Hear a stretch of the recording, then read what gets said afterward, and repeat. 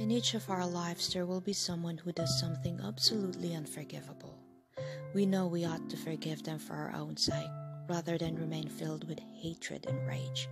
But that's easier said than done. How can we easily forgive someone who has told such awful lies about us, leaving us feeling hurt and insulted?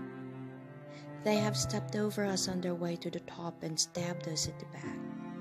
Each time we see them, they act as though they have done nothing of the sort. The wound is so deep that we are not sure whether we will be able to heal. At times like these, we should try not to forgive the person too quickly. The first step to healing a deep emotional wound is to recognize and accept their feelings for what they are: burning rage and intense hatred. These are the mind's natural attempt to draw a clear boundary between the person and ourselves. They function as a protective wall, allowing our vulnerable selves to heal. If someone encourages us to set aside the rage before we are ready, we run the risk of deepening the wound by breaking the protective wall too soon. It can be a problem if the memory keeps rising up even after many years have passed, leaving us trapped like a hamster on a wheel, unable to move on from the pain. The more we remember how the pain came about, the more we come to despise ourselves for not having stood up for ourselves. As our mind dwells on the past, we also fail to notice that the present moment is offering us and cannot fully enjoy our lives. Even though our minds resolve to forgive, our hearts stay stubbornly closed. Worse, because no one ever taught us the practical steps to take to be able to forgive someone, there is the unbridgeable gulf between head and heart, and this becomes yet another source of distress. One of the reasons why forgiveness is so hard is that our heart does not listen to our mind.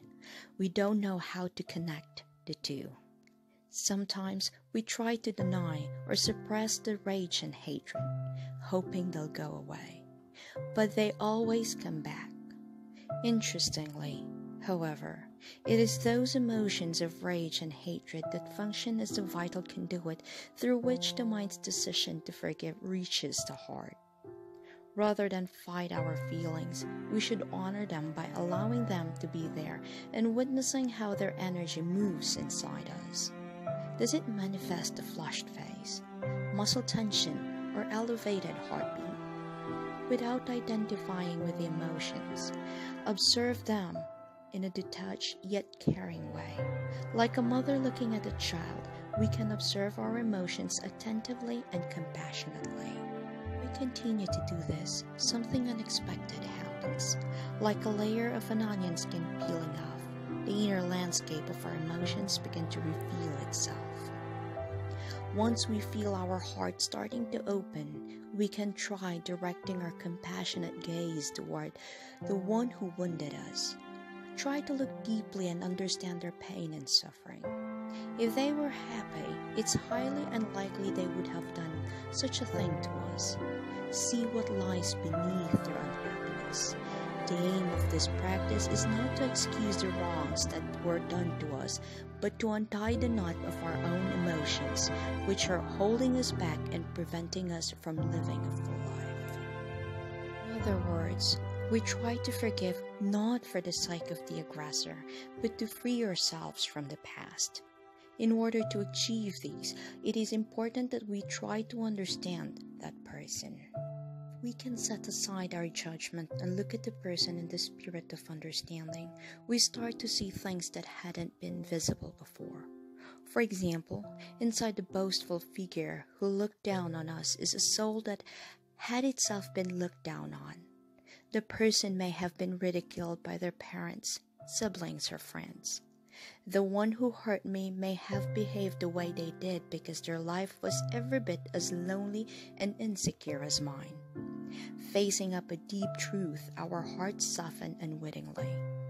If we continue to open our heart to all the other people who are lonely and insecure, and feel how their suffering is just the same as our own, the sorrow inside us transforms into compassion for everyone in the world, including ourselves.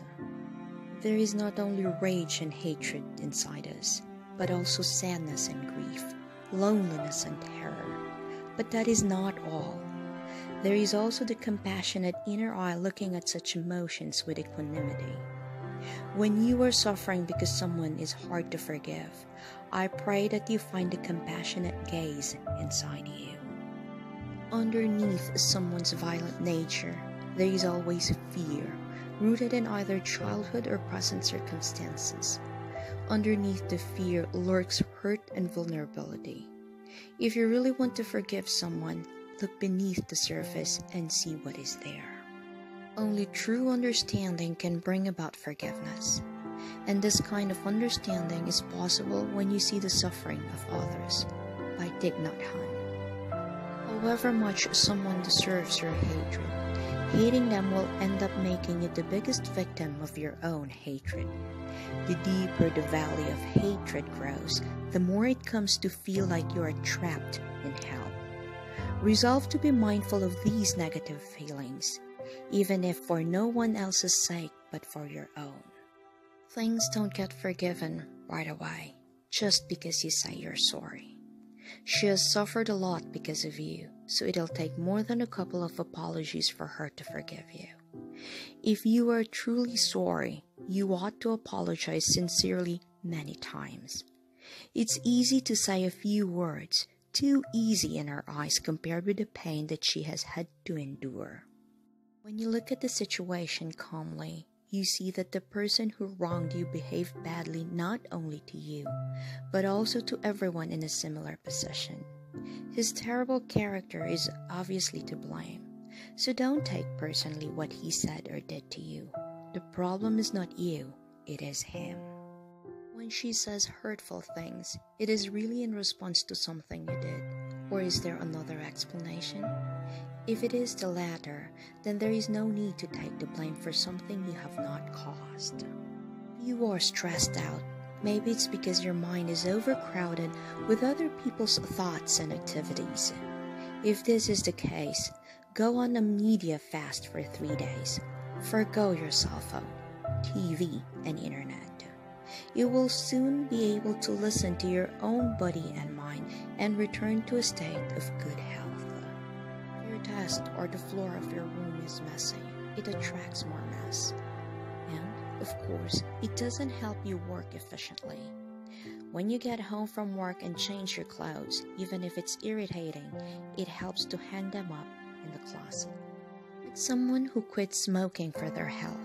My friend said that he quit all news for a month, and he really did stop being distracted and anxious.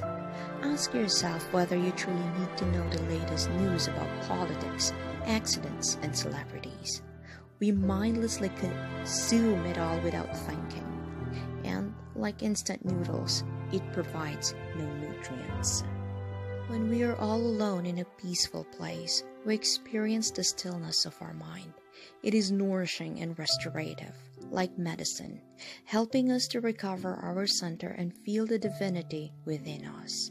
A dose of stillness once in a while does a lot of good. Life's pain is not something to be overcome. Instead, it calls for gentle love and healing. The more forcefully we deny it or try to forget about it, the stronger it rises up. Gaze warmly at your pain without denying or resisting it. If you do, you will detect the love that lies beneath it. The heart that prays for the end of others' suffering ends its own suffering with such prayers. Send out your blessings to family, friends, colleagues, strangers on the street. A saint acts compassionately not because she is a saint. Rather, her compassionate acts make her a saint. So you feel terrible today, but that doesn't mean your whole life is terrible.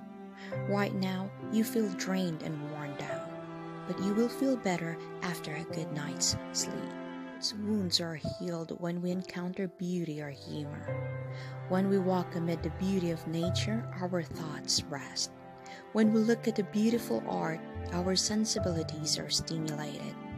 When we talk with a humorous friend, our mind brightens. Through beauty and humor, we return to our original state and become whole again. If you want to kindle firewood, then there needs to be space between the logs. If you pack the wood too densely, endlessly. The fire will not take. The flames need room to breathe. In the same way, if our lives have no breathing room, we won't be able to enjoy all the things that we have and how great and precious they are. When you have somewhere to go, set out 10 minutes early. Your mind won't be rushed, and you will be able to enjoy the walk. Similarly, take an extra 5 minutes to enjoy a meal. You will be able to taste the food properly, and the meal won't sit heavy in your stomach. A mere 5 or 10 minutes here and there can dramatically improve your quality of life. If you own several of the same thing, keep only the one that you like best and give the others away. If we have too many possessions, we do not possess them. They possess us. A clean space with everything neat and tidy is the greatest luxury, setting our minds at ease. When you feel bad, don't struggle with a feeling. If you struggle to control it, you can make it worse. However hard you might wish your feelings go away, they will stay for as long as they need to. When you allow them to be there and watch them, they usually leave earlier than you expected. Emotions are just like uninvited guests. They come whenever they want to and leave once you acknowledge their presence. Although emotions are born inside of you, don't assume that they belong to you. That is why they rarely listen to you. There are times in our lives when we just want to give up. Even though it's hard, hold on. When you feel absolutely as if you can't take anymore, be patient for just a little while longer. If you throw in the towel, everything you've built will be lost, and you will regret it forever. Persevering even when things are difficult reveals your true character. In many things in life, the good is mixed with the bad. If you throw away the whole thing because you dislike the bad part, you'll also throw away much that is good. Difficulties in the journey of life prompt us to re-examine our lives and think of those who are experiencing similar ones, and so they become a foundation for cultivating compassion. May the difficulties you are currently experiencing lead to wisdom and compassion.